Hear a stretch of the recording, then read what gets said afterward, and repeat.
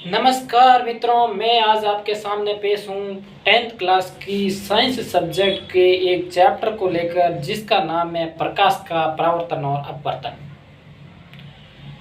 Topic बहुत शानदार है, बहुत सरल सा है, लेकिन इसमें मोस्ट इम्पोर्टेंट बात ये है कि ये साइंस सब्जेक्ट को लेकर सबसे मैक्सिमम नंबरों का चैप्टर है। बोर्ड में आने वाले 80 में से 8 नंबरों का चैप्टर ये है। 10% मायना रखेगा आपके बोर्ड एग्जाम में साइंस का ये चैप्टर, और समझने में बहुत ही आसान। यदि आपको नहीं लगता है तो फिक्र करने की जरूरत नहीं है मेरे दोस्त, मैं हूं आपके साथ में, पूरा A to Z आपको समझा कर छोड़ूंगा। छोटे से वीडियो को शुरू करने से पहले मैं आपको बताना चाहूंगा कि मेरे दोस्त, आपका पढ़ने का तरीका बहुत अच्छा होना चाहिए। मेरा पढ़ना ही 100% नहीं होता है। दोस्तों को संसाधनों की कमी को लेकर महसूस कर रहे हैं आप और हम लोग, लेकिन अति शीघ्र ही इनकी व्यवस्था करने की कोशिश करूंगा मैं आपके सामने। लेकिन जो हालिया स्थिति है, जो मौजूदा स्थिति है, इसको लेकर हम खुशनसीब रहे तो अच्छी बात है। तो दोस्तों, मैं आपके सामने चैप्टर नंबर 9 बोर्ड के साइंस के पेपर का 10% मायना रखता है। 80 में से 8 नंबर का मायना रखने वाला ये 9th नंबर चैप्टर है, जिसका नाम है लाइट फ्रैक्शन एंड फ्लैक्शन। ठीक है, तो दोस्तों सबसे पहले हम क्या fraction and fraction of light, इसको लेकर मैं जिक्र करूंगा आपके सामने। तो दोस्त, सबसे पहले हम समझेंगे क्या होती है लाइट, क्या होता है प्रकाश। ये सब समझने के लिए दोस्त देखिए, सबसे पहले तो मैं बताना चाहूंगा कि ये रंग बिरंगा संसार है। इस संसार को जब हम देख रहे हैं तो अगले चैप्टर का आप आएगा, चैप्टर नंबर 10 आएगा, उसका नाम होगा मानव नेत्र और रंग बिरंगा संसार, जो इसी पर टिका है। इसलिए इस चैप्टर को अच्छे से पढ़ना जरूरी है, ताकि आगे वाला चैप्टर मानव नेत्र और रंग बिरंगा संसार जो चैप्टर है वो अच्छे से समझ में आए। इसलिए इस चैप्टर को पढ़ना जरूरी है दोस्त। तो अगला चैप्टर भी काफी अच्छे मार्क्स का है, तो इन दोनों चैप्टर को मिलाकर आप तो पासिंग मार्क तक के नंबर ला सकते हैं। तो दोस्त, बहुत अच्छे से पढ़ने की जरूरत है आपको। मैं पेश करता हूं आपके सामने यह छोटा सा वीडियो, जिसके माध्यम से मैं आपको बताना चाहूंगा कि क्या होता है प्रकाश। प्रकाश के कारण ये जो घटनाएं हैं परावर्तन और अपवर्तन की, इसके अलावा भी हम पढ़ेंगे लेंस के बारे में पढ़ेंगे, दर्पण के बारे में पढ़ेंगे, दर्पण के प्रकारों के बारे में पढ़ेंगे, और दर्पण से बनने वाले विभिन्न प्रकार के प्रतिबिंबों के बारे में मैं बताऊंगा आपको। तो सबसे पहले मैं आपके सामने पेश कर रहा हूं कि क्या होता है प्रकाश। प्रकाश के कारण कौन कौन सी इस दुनिया में घटनाएं घटित होती है। तो प्रकाश की परिभाषा को लेकर मैं बात करूं तो दोस्त, कि प्रकाश वो भौतिक प्रभाव है।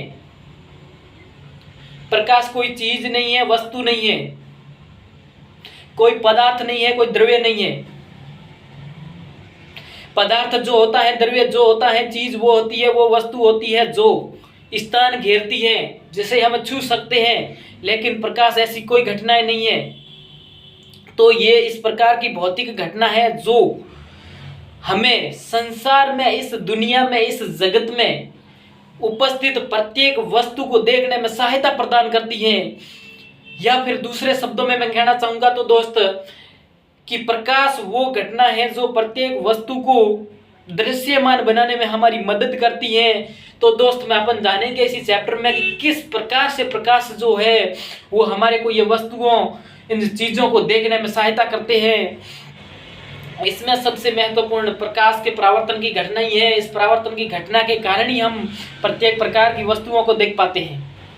दोस्त, सबसे पहले मैं आपके सामने पेश करूंगा एक प्रकाश के कारण इस संसार में कौन कौन सी घटनाएं घटित होती हैं, इस प्राकृतिक जगत में कौन कौन सी घटनाएं घटित होती हैं। उस घटनाओं का मैं सिर्फ आपके सामने अभी नाम लेना चाहूंगा। अगले चैप्टर में इन घटनाओं को A to Z पूरा का पूरा डिटेल में पढ़ेंगे अगले चैप्टर में। इन घटनाओं में सबसे महत्वपूर्ण घटना की बात करें तो आपके सामने पेश है इंद्रधनुष का बनना। बताना चाहूंगा कि आपको बरसात के दिनों में जिस प्रकार से आकाश के अंदर अपन को नजर आता है 7 रंग, जिसे हम इंद्रधनुष के नाम से जानते हैं, 7 अलग अलग रंगों में विभाजित होता है। बहुत अच्छा सा दृश्य देखने को मिलता है। अपन कहते हैं कि ये इंद्रधनुष बना है। बरसात की संभावनाएं बढ़ गई है। तो दोस्त बताना चाहूंगा A to Z की क्या होता है, इंद्रधनुष क्यों बनता है, क्या हमारी ये मान्यता ठीक है कि आने वाले दिनों में बरसात होने वाली है। ठीक है, दूसरी घटना आएगी आपके सामने। मैं दोस्त बताना चाहूंगा कि प्रकाश की अपवर्तन की घटना। जिस प्रकार से किसी गिलास के अंदर रखी हुई, गिलास जो आधा पानी से भरा हुआ, उसके अंदर रखी हुई पेंसिल हमें मुड़ी हुई क्यों नजर आती है, मुड़ी हुई क्यों दिखती है। तीसरा एग्जाम्पल मैं आपके सामने कि पानी से भरी हुई गिलास का पेंदा ऊपर उठा हुआ दिखाई क्यों देता है। पानी के गिलास से भरी हुई पानी के पेंदे में रखा हुआ सिक्का ऊपर उठा हुआ क्यों दिखाई देता है।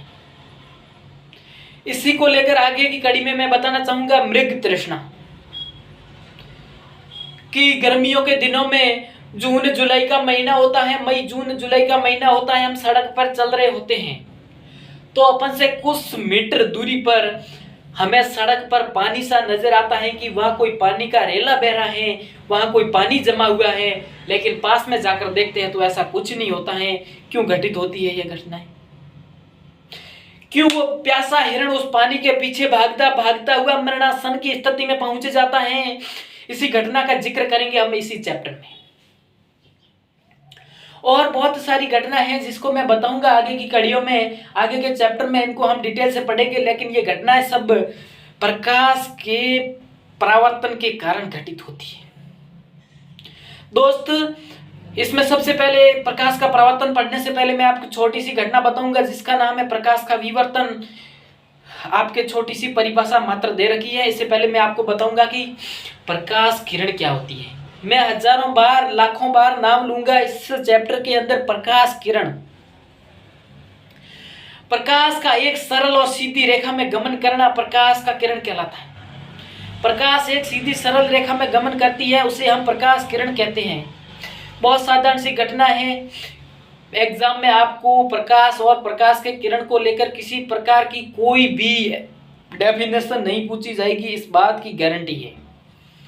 लेकिन दोस्तों, बेस क्लियर करने के लिए आपको ये बताना मेरे लिए आवश्यक था और आपका जानना आवश्यक था। मैं आपसे उम्मीद करता हूं कि आपने अवश्य मेरी बातों को ग्रहण किया होगा और शांति से सुना होगा। देखिए दोस्त, बात होती है पढ़ाई के समय, सबसे पहली बात होती है कि माइंड को कोई डिस्टर्ब ना हो, हमारा मन है वो एकांत रहे, हमारी एकाग्रता होती है, जो मन की शांति होती है वो हमारे को इंटेलिजेंट बनाती है। वही हम चीजें बातें जो होती हैं हमारे भेजे के अंदर सेट करने में माहिर होती हैं। क्यों एक बच्चा क्लास को टॉप कर जाता है, क्यों दूसरा बच्चा फेल हो जाता है, जबकि वो पूरे के पूरे साल एक ही क्लास के अंदर एक ही टीचर से पढ़ता है। इसके पीछे यही राज है दोस्त। बाकी भगवान ने जो हमारे को दिमाग दे रखा है वो ना तो किसी को कम दिया है ना ज्यादा दिया है। भगवान ने सबको एक सा दिमाग दे रखा है, लेकिन ये अंतर क्यों?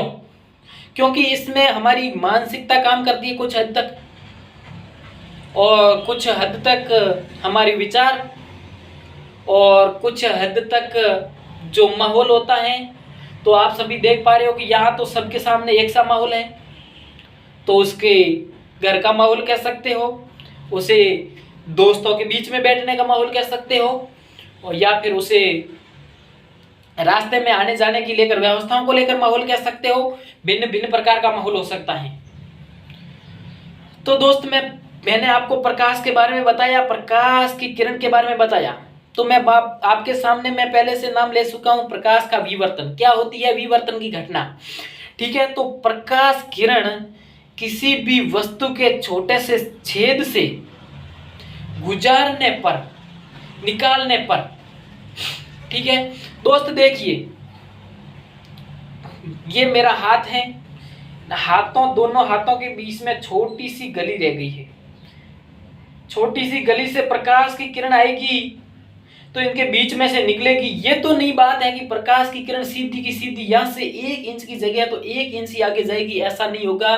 प्रकाश की किरण मेरी अंगुलियों से सीधे तिरछी मुड़ जाएगी नीचे वाली से, और ऊपर वाली अंगुली से ऐसे तिरछी मुड़ जाएगी, तो वो आगे जाके बहुत बड़ा सा अपना फील्ड बनाएगी, अपना क्षेत्र बनाएगी।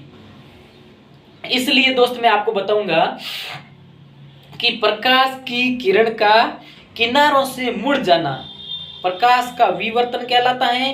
दूसरे शब्दों में मैं बताना चाहूंगा तो मैं आपको कहना चाहूंगा कि दोस्त देखिए, एक दीवार है, प्रकाश की किरण आ रही है, दीवार के किनारे से टकराती है, टकराने के बाद वो ऐसे सीधी की सीधी नहीं निकल के थोड़ी तिरछी मुड़ जाती है। ये प्रकाश के विवर्तन की घटना है। देखिए दोस्त, आपको कुछ हो सकता है ना समझ में आया हो, थोड़ा कम समझ में आया हो, ना समझ में आने वाली को तो बात नहीं है, लेकिन थोड़ा कम समझ में आया होगा क्योंकि अपने पास में आज थोड़ी संसाधनों की कमी है, ब्लैक बोर्ड नहीं है अपने पास में। हो सकता है होता तो मैं बहुत अच्छी तरीके से आपको समझाने की कोशिश करता, लेकिन फिक्र ना करिए दोस्त, ये अति शीघ्र ही अपने सामने उपलब्ध होने वाला है। दोस्त, प्रकाश की विवर्तन की घटनाओं के बारे में बताने के बाद में मैं आपके प्रकाश के परावर्तन के बारे में बताऊंगा, लेकिन मैं एक बात और बताना चाहूंगा आपको कि प्रकाश का सबसे अच्छा, सबसे बड़ा, इस दुनिया जगत का प्रकाश का सबसे बड़ा स्रोत सूर्य है। प्रकाश सूर्य से आता है। सबसे सर्वाधिक अच्छा स्रोत की बात करें तो सूर्य है। इस बात को दोस्त दिमाग में फीड कर दीजिएगा। प्रकाश को हम कृत्रिम रूप से भी उत्पन्न कर सकते हैं। टॉर्च होती है, नाइट में हम यूज करते हैं, वही तो प्रकाश का स्रोत है। तो सबसे अच्छे स्रोत की बात करूं तो सूर्य से अच्छा इस दुनिया में कोई स्रोत नहीं है, ना कोई कृत्रिम रूप से इस प्रकार का स्रोत बना सकता है। अब मैं प्रकाश के परावर्तन के बारे में बताऊंगा आपको कि क्या होता है प्रकाश का परावर्तन। और मैंने पहले भी शुरुआत में आपको बताया था कि प्रकाश के परावर्तन की घटना है जो हमारे को किसी भी वस्तु को दृश्यमान बनाने में सहायता प्रदान करती है। तो मैं बताऊंगा कि प्रकाश किरण किसी भी वस्तु पर टकराने के बाद, सर क्या कोई वस्तु प्रकाश है जो किसी वस्तु पर टकराने से हमारे को कोई वस्तु नजर आ जाती है? नहीं दोस्त, ये आपका बिल्कुल रॉन्ग क्वेश्चन है। मैं आपको बताऊंगा कि प्रकाश किरण किसी वस्तु पर टकराने के पश्चात हमारी आंखों तक पहुंचती है तो हमें वो वस्तु नजर आती है, वो वस्तु हमें दिखती है। किसी भी वस्तु पर पड़ने के बाद प्रकाश की किरणों का हमारे आंखों तक पहुंचना आवश्यक है।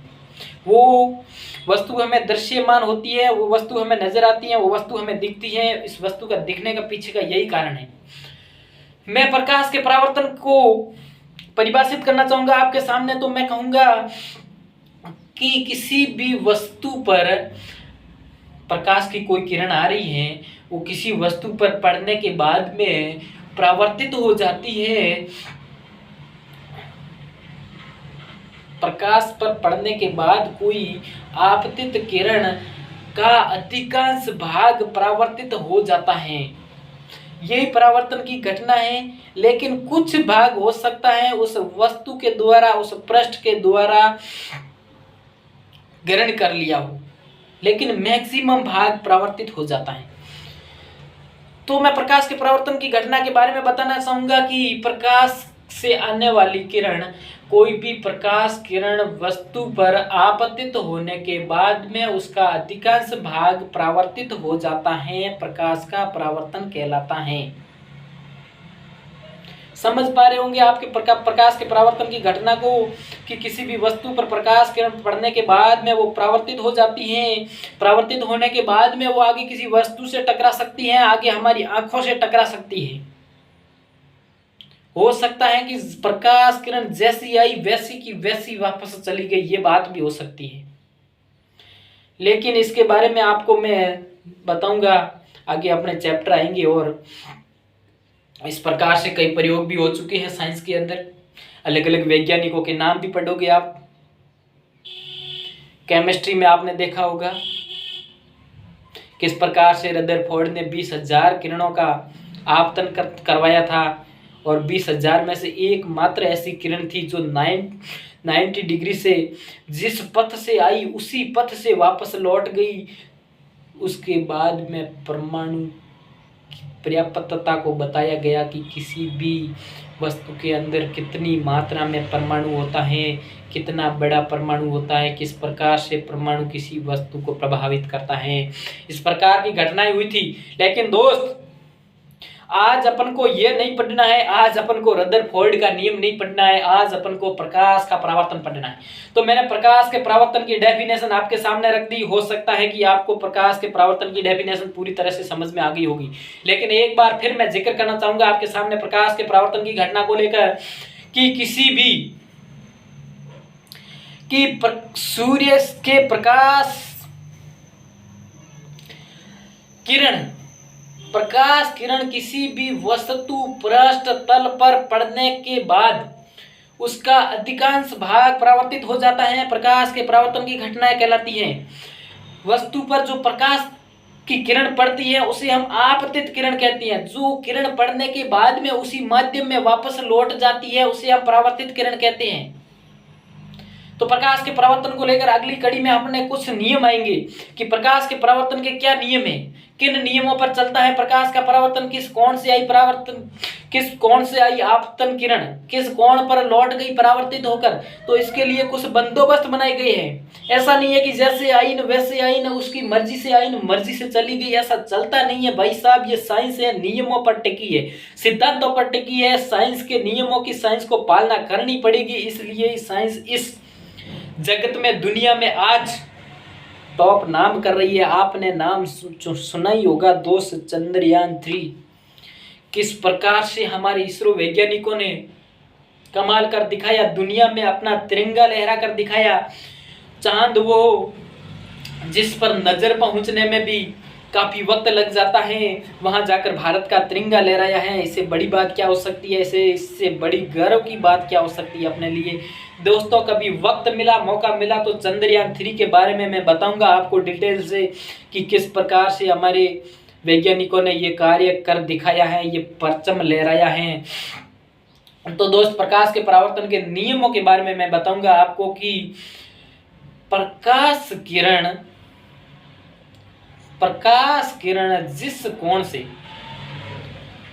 आपतित होती है उसी कोण पर वापस लौट जाती है। मैं आशा करता हूं कि दोस्तों आपको एक भी पल्ले नहीं पड़ा होगा। क्यों? क्योंकि थोड़ा डिटेल से बताने की जरूरत है कि दोस्त, मान लो कोई भी परावर्तक पृष्ठ है। परावर्तक पृष्ठ के 90 डिग्री पर हम एक अभिलंब खींचते हैं। परावर्तक पृष्ठ के 90 डिग्री पे हम एक अभिलंब खींचते हैं। अब देखते हैं कि परावर्तक पृष्ठ पर जो किरण आती है, ये किरण इस अभिलंब के साथ में कितने डिग्री का कोण बनाती हुई परावर्तक पृष्ठ से टकराती है। जिस कोण से वो अभिलंब के साथ में जिस कोण से वो किरण आपतित होती है वो कोण आपतन कोण कहलाता है और उस कोण को अपन आई से डिनोट करते हैं।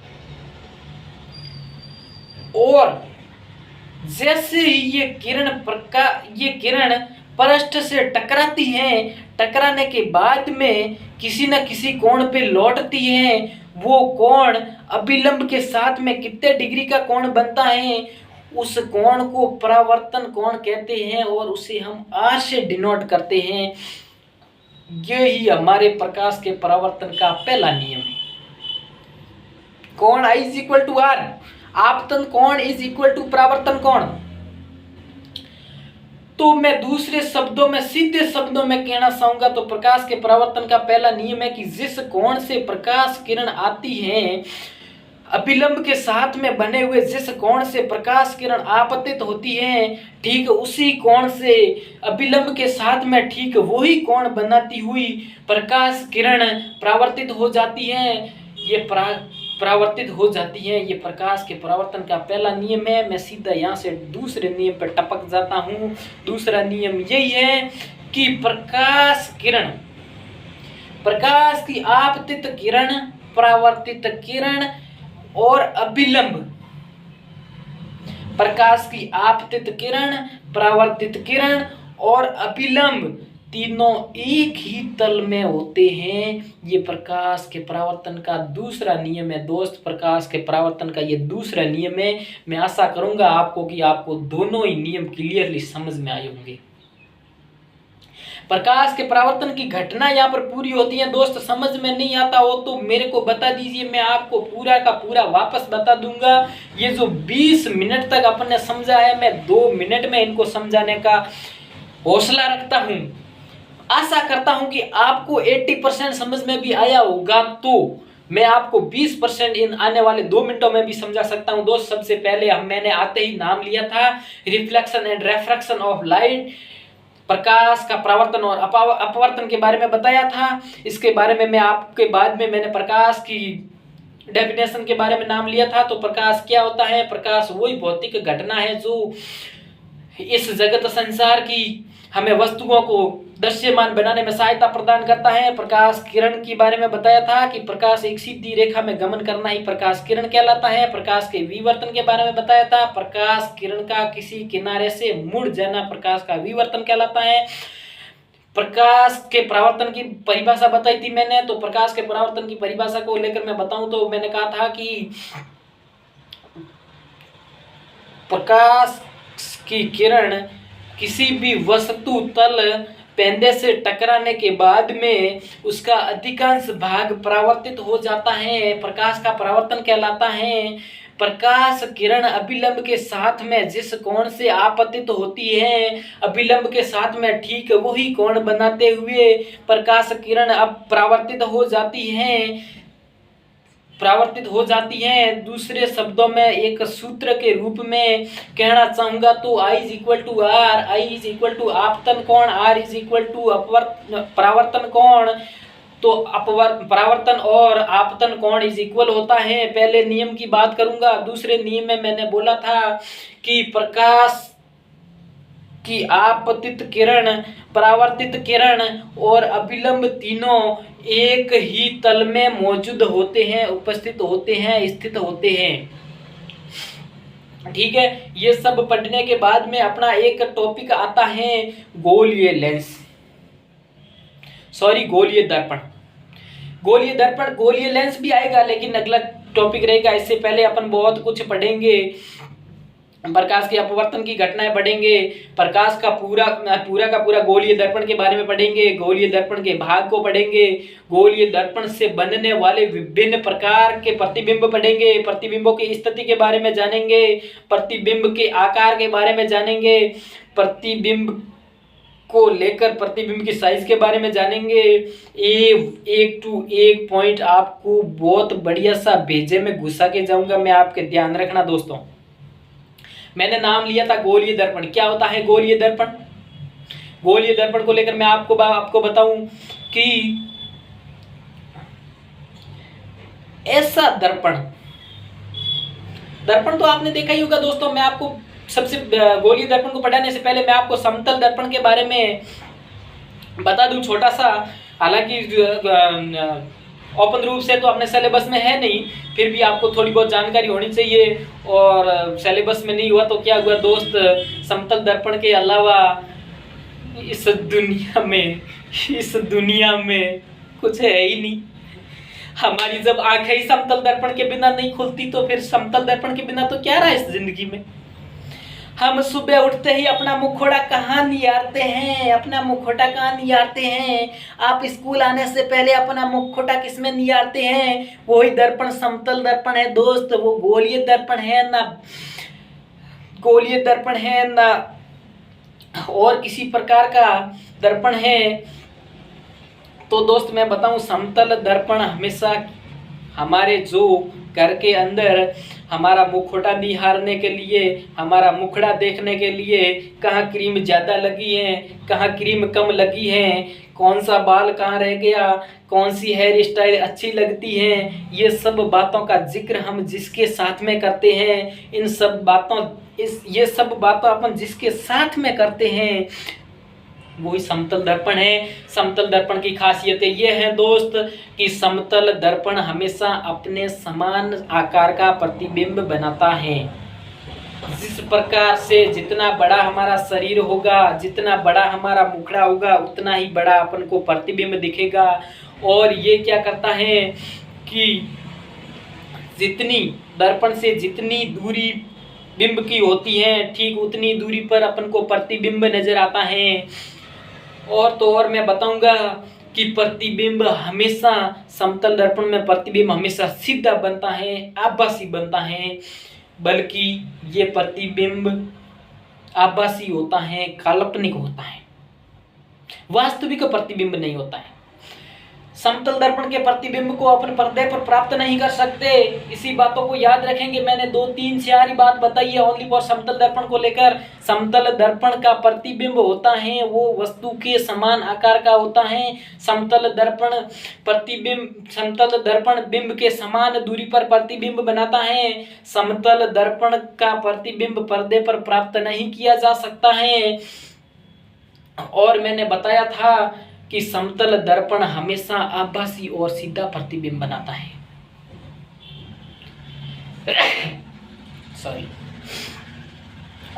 तो अपन का मुख्य टॉपिक पे आते हैं अपन, गोलीय दर्पण। गोलीय दर्पण वो दर्पण होता है जिसका परावर्तक पृष्ठ गोलीय प्रकार का होता है, जिसका परावर्तक पृष्ठ गोल होता है, जिसका परावर्तक पृष्ठ गोलीय होता है। ऐसा दर्पण जिसका परावर्तक पृष्ठ गोलीय होता है गोलीय दर्पण कहलाता है। गोलीय दर्पण के अपन यहाँ पर 2 भाग पढ़ेंगे। 2 भागों में पहला आएगा उत्तल दर्पण और दूसरा आएगा अवतल दर्पण। बहुत कम ही देखने को मिलते हैं इनके दूसरे नाम। इन दर्पणों के उत्तल और अवतल दर्पण के दूसरे नाम बहुत कम देखने को मिलते हैं। लेकिन लेंस में आप जैसे ही जाएंगे तो उत्तल लेंस और अवतल लेंस पढ़ेंगे, इसके साथ में आप अभिसारी लेंस और अपसारी लेंस भी पढ़ेंगे। हालांकि ये दूसरे तीसरे नहीं होते, अभिसारी और अपसारी लेंस उत्तल और अवतल के ही दूसरा नाम होता है इनका। लेकिन ये दर्पणों में कम देखने को मिलता है, अमूमन थोड़ा चर्चा में कम रहता है। तो कभी बाई चांस आपको इसी बातों का सामना हो जाए तो दोस्त आप ध्यान में रखिएगा, क्योंकि उत्तल जो लेंस होता है, उत्तल दर्पण होता है वो हमेशा अपसारी होता है। उत्तल लेंस इज इक्वल टू अपसारी। उत्तल दर्पण अपसारी दर्पण होता है, अवतल दर्पण अभिसारी दर्पण होता है। दूसरे शब्दों में मैं कहना चाहूंगा दोस्त मेरे, ये याद नहीं रहे तो इसकी शाब्दिक रूप में आप ले लीजिएगा, शब्द को ले लीजिएगा, फिर उसका अर्थ ढूंढिएगा। ठीक है। अवतल का दर्पण हमेशा एकत्रित करना होता है।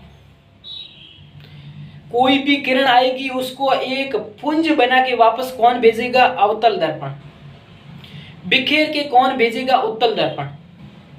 अभिसारी का मतलब एकत्रित करना होता है, अपसारी का मतलब फैलाना होता है। तो अभिसारित करना, ठीक है, अभिसारित करना अवतल दर्पण का काम है। अपसारित करना अभिसारी या उत्तल दर्पण का काम है।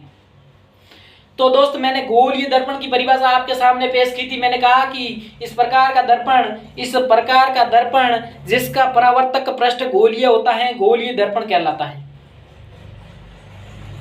गोलीय दर्पण के 2 पार्टों के मैंने बारे में बताया था आपको। मैं यहाँ उत्तल और अवतल दर्पण ही नाम लेना चाहूंगा। अभिसारी और अपसारी में बच्चे हो सकता है कंफ्यूजन हो, लेकिन लेंस में ये आपको अवश्य नाम लेने पड़ेंगे। ठीक है। तो मैं बताऊं आपको कि क्या होता है उत्तल दर्पण, क्या होता है अवतल दर्पण। पहले हम पढ़ेंगे अवतल दर्पण को। अवतल दर्पण वो दर्पण होता है जिसका परावर्तक पृष्ठ अंदर की ओर धंसा हुआ होता है, जिसका परावर्तक पृष्ठ अंदर की ओर धंसा हुआ होता है।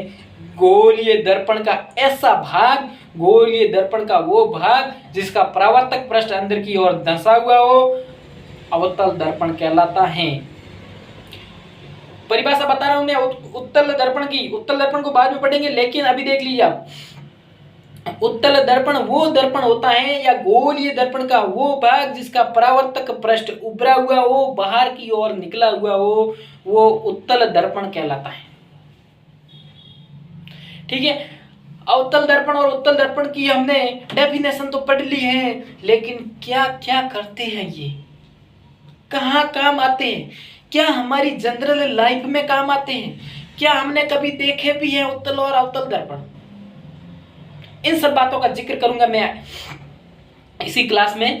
तो देखिए दोस्त, मैं आपको बताऊं कि सबसे पहले हम पढ़ेंगे अवतल दर्पण के बारे में। अवतल दर्पण किस प्रकार से प्रतिबिंब बनाता है, किस प्रकार से बिंब की स्थिति को यह अवतल दर्पण किस प्रकार से प्रतिबिंबित करता है, कहाँ पर कैसी स्थिति रही होगी बिंब की, तो उस समय प्रतिबिंब की क्या स्थिति रही होगी, और इनके प्रकृति के बारे में पढ़ेंगे।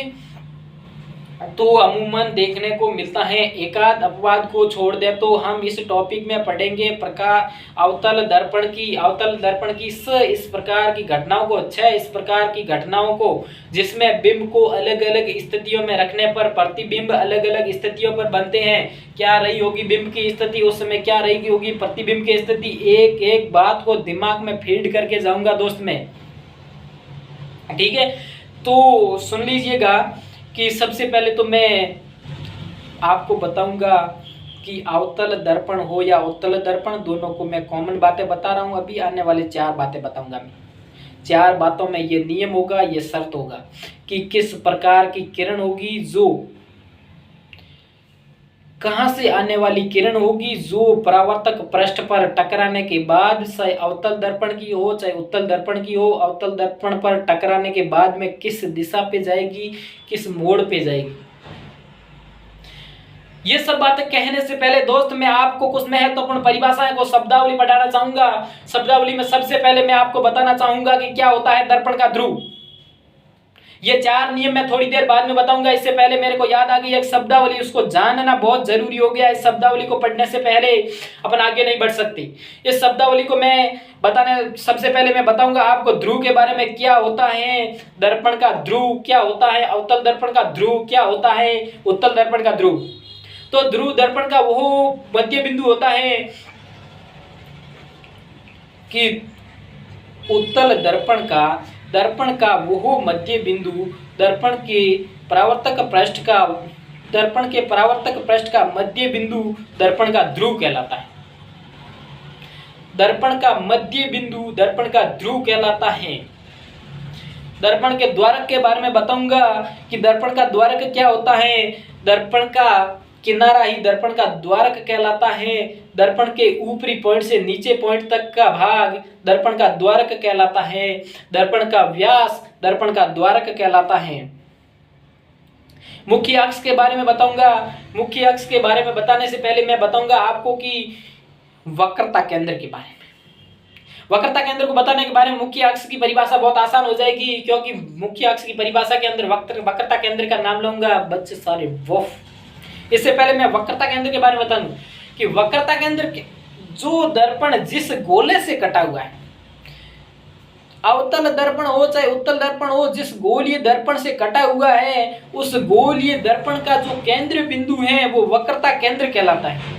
उस गोलीय दर्पण का केंद्र बिंदु ही वक्रता केंद्र कहलाता है। और वक्रता केंद्र की आधी दूरी पर स्थित फोकस बिंदु होता है कि दर्पण के ध्रुव P से वक्रता केंद्र C की ओर चले जाए तो इनका मध्य बिंदु होता है, वो फोकस बिंदु होता है, जिसे F से डिनोट करते हैं, और वक्रता केंद्र को C से डिनोट करते हैं, ध्रुव को P से डिनोट करते हैं। ठीक है, द्वारक का ऊपरी पॉइंट M और निचला पॉइंट N हो सकता है। इसे A और B भी कह सकते हैं, इसे X और Y भी कह सकते हैं, इसे F और E भी कह सकते हैं, मान्यता है। लेकिन वक्रता केंद्र को हमेशा C से डिनोट कीजिएगा, फोकस दूरी को F से डिनोट कीजिएगा और ध्रुव को हमेशा P से डिनोट कीजिएगा। तो अब मैं बताऊंगा मुख्य अक्ष के बारे में। ध्रुव P तथा वक्रता केंद्र C से गुजरने वाली वो काल्पनिक रेखा मुख्य अक्ष कहलाती है। P और C से गुजरने वाली काल्पनिक रेखा मुख्य अक्ष कहलाती है। ठीक है, तो मुख्य अक्ष के बारे में बताया मैंने आपको। अब 2 बातें और रहेगी। 2 बातें कौन सी है? फोकस दूरी, दर्पण का ध्रुव P और फोकस बिंदु F के मध्य की दूरी, जिसे स्मॉल f से डिनोट किया जाएगा, ये फोकस दूरी कहलाएगी। और अगली कड़ी में मैं वक्रता फोकस दूरी, वक्रता दूरी। ठीक है। आर, आर क्या होती है? वक्रता दूरी। दर्पण के ध्रुव P तथा वक्रता केंद्र C के मध्य की दूरी वक्रता दूरी कहलाती है, जिसे R से डिनोट किया जाता है। दोस्त मैंने शब्दावली के बारे में बताया, हो सकता है कि आपको ये पॉइंट याद नहीं रहे होंगे, तो मैं आपको एक टू एक डेफिनेशन में लिखाऊंगा, आपको अपने हाथ से लिखाऊंगा, मैं बोल बोल के लिखाऊंगा। 2 से 3 बार पढ़ोगे, आप डायग्राम को अपने दिमाग में उतारोगे तो सारी चीजें आपके दिमाग में बैठ जाएगी। इस बात का मैं वादा करके जा रहा हूं। तो अब मैं बताऊंगा आपको कि उन 4 नियमों के बारे में, कहां से आने वाली किरण कहां पर चली जाती है। तो मैं बताऊंगा कि दोस्त सबसे पहला नियम है कि अनंत से आने वाली कोई किरण, अनंत से आने वाली कोई किरण दर्पण से टकराती है, तो अनंत से आने वाली कोई किरण दर्पण से टकराती है तो वह दर्पण से टकराने के बाद में दर्पण के मुख्य फोकस F से होकर गुजर जाती है। अनंत से आने वाली प्रकाश किरण दर्पण पर टकराने के बाद में वो मुख्य फोकस से गुजरती है, पहला नियम। दूसरा याद रखिए कि मुख्य फोकस से आने वाली प्रकाश किरण, मुख्य फोकस से आने वाली प्रकाश किरण, मुख्य फोकस से आने वाली प्रकाश किरण दर्पण से टकराने के बाद में मुख्य अक्ष के समांतर हो जाती है। एक ही बात थी दोस्तों, उल्टा किया, कुछ नहीं किया। समांतर आने वाली किरण दर्पण से टकराने के बाद में फोकस, मुख्य फोकस से गुजर जाती है, और मुख्य फोकस से आने वाली प्रकाश किरण दर्पण से टकराने के बाद में मुख्य अक्ष के समांतर हो जाती है। ठीक है। अगली घड़ी में मैं बताना चाहूंगा आपको कि वक्रता केंद्र, वक्रता केंद्र C से आने वाली प्रकाश किरण, वक्रता केंद्र C से आने वाली प्रकाश किरण दर्पण पर टकराने के बाद में उसी पथ पर वापस लौट जाती है। तो इसका आपतन किरण और परावर्तन किरण ये एक ही चीज है। वक्रता केंद्र C से आने वाली प्रकाश किरण अपवर्तन के परावर्तन के बाद में उसी पथ पर लौट जाती है। चौथे नियम की मैं बात करूं आपके सामने, तो मैं बताना चाहूंगा कि मुख्य अक्ष के जिस कोण से प्रकाश किरण दर्पण के ध्रुव P पर टकराती है, तो टकराने के बाद में वो उसी कोण से वापस लौट जाती है। ये दोनों कोण होते हैं जो मुख्य अक्ष के साथ में बराबर कोण बनाते हैं। यही था हमारा चौथा नियम। ठीक है दोस्तों, आने वाली क्लास में हम पढ़ेंगे कि ये जो अवतल दर्पण है ये किस प्रकार से, अब तक अपन ने जो भी पढ़ा दोस्तों, अवतल और उत्तल दोनों दर्पण के लिए अपन ने कॉमन पढ़ा। लेकिन अब आगे की घटनाएं जो पढ़ेंगे अपन अवतल दर्पण के लिए पढ़ेंगे, सिर्फ और सिर्फ अवतल दर्पण के लिए अलग से है। ठीक है, इसमें उत्तल दर्पण का कोई लेना देना नहीं होगा। उत्तल दर्पण के बारे में इन 6 घटनाओं को पढ़ने के बाद में 2 घटनाएं आती है, वो उत्तल दर्पण में आती है। मैं शॉर्टली बता दूं आपको, हो सके तो कल दोस्तों देखकर, किताब में देखकर कल क्लास में आना, आपको अच्छे से समझ में आएगा। मैं आपको बता दूं कि अवतल दर्पण हमेशा तो नहीं कह सकता, लेकिन अवतल दर्पण अक्सर वास्तविक और उल्टा प्रतिबिंब बनाता है। मतलब इसमें एक अपवाद है, 6 घटनाओं में से 5 घटनाएं जो मैंने बोला है वो करती है, एक घटना इसका उल्टा करती है, वो काल्पनिक और सीधा प्रतिबिंब बनाती है। तो 5 घटनाएं 6 में से ऐसी है जो वास्तविक और, तो देखिए अमूमन दोस्तों वास्तविक और सीधा प्रतिबिंब की बात आती है, आपका दिमाग में सीधा अवतल दर्पण आ जाना चाहिए। ठीक है। दूसरी बात मैं बताऊंगी कि अवतल दर्पण की फोकस दूरी हमेशा ऋणात्मक होती है। ये सीने परिपाटी में मैं आपको फिर पुनः बता दूंगा, लेकिन मैंने बता दिया है आपको कि अवतल दर्पण अक्सर क्या करता है, अपने से छोटा प्रतिबिंब बनाता है। ठीक है। तो अवतल दर्पण के बारे में ये मुख्य 6 घटनाओं के बारे में बताऊंगा। सबसे पहले अनंत पर रखे हुए बिंब, अनंत पर रखे हुए बिंब का प्रतिबिंब कहाँ बनेगा, तो दोस्त फोकस दूरी पर, फोकस बिंदु पर बनेगा। और दूसरी घटना आएगी कि वक्रता केंद्र और अनंत के बीच में रखा हुआ बिंब का, अनंत और वक्रता केंद्र सी के मध्य रखा हुआ बिंब का प्रतिबिंब कहाँ बनेगा, तो मैं कहूँगा दोस्त फोकस बिंदु और वक्रता केंद्र सी के मध्य बनेगा। तीसरी बात मैं बताऊंगा कि वक्रता केंद्र सी पर रखा हुआ बिंब अपना प्रतिबिंब कहाँ बनेगा, तो दोस्त मैं कहना चाहूंगा कि ये सी पर ही बनाएगा, अपने समान आकार का प्रतिबिंब बनाएगा। और चौथी बात मैं आपको बताऊंगा कि वक्रता केंद्र और फोकस केंद्र के मध्य रखा हुआ बिंब अपना प्रतिबिंब वक्रता केंद्र के दूर बनाता है, वक्रता केंद्र के परे बनाता है, वक्रता केंद्र के बाद बनाता है। प्रतिबिंब हमेशा बिंब से बड़ा होता है। और पांचवी घटना में बताऊंगा कि फोकस दूरी पर रखा हुआ बिंब का प्रतिबिंब हमेशा अनंत पर बनता है। पांचवी घटना में बताऊंगा कि आपको फोकस दूरी और दर्पण के ध्रुव P के मध्य रखा हुए बिंब का प्रतिबिंब हमेशा दर्पण के पीछे की ओर बनता है। ये अपवाद की घटना है, दर्पण के पीछे बनता है, सीधा होता है और काल्पनिक होता है। ठीक है, ये 6 प्रकार की घटनाओं के बारे में मैं पुनः बताऊंगा, कल आपको डिटेल से बताऊंगा दोस्त।